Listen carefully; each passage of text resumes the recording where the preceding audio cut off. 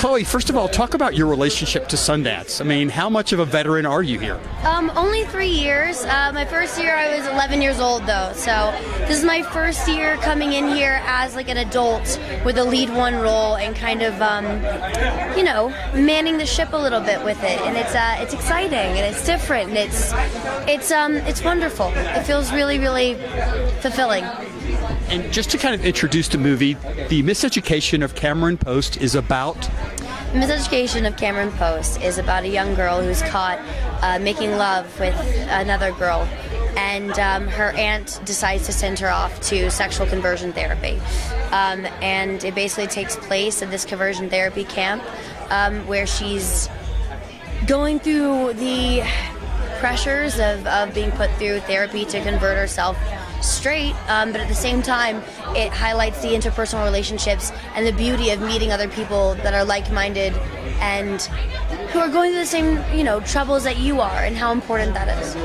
At the screening this morning, it was very powerful afterwards when everybody was talking about it, and some of the ex-conversion students kind of stood up and were talking about it. What was your research like, and what kind of insight did it give you about this? I got to meet about 4 or 5 survivors, and it was incredibly educational just as a person to be able to listen and hear their stories and realize that this is not, you know, a 15, 20-year-old problem. This is a very current problem. This is a problem right now. You know, these people had just gotten out of therapy within a year, 2 years, 4 years. And I think to realize the prevalence of it and the current situation was very, very influential in the process of making this movie. There's a great line in the movie when I think the three of you are sitting outside and the guy, I forgot the character's name, goes, "Oh my God, you're as bad as Carrie's mother." How many times did that take before you didn't crack up? Every time we said it, we laughed, and I was like, I was Carrie. So it was always like a little bit of a joke to us that he says it'd be like sleeping with Carrie's mother, and I was Carrie. So yeah, it was definitely a joke for sure.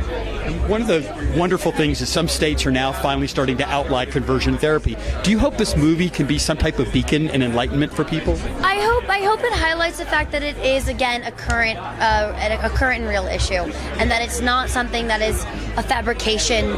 We didn't, if anything, we pulled back on the severity of conversion therapy.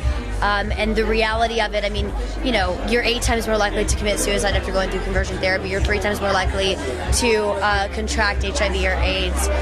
You're 3 times more likely to fall into drug abuse. You know, the statistics are very real.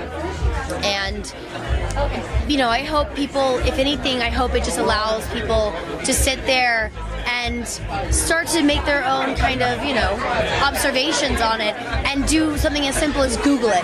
Just Google it and realize that it is a problem right now and just start a conversation. That was awesome.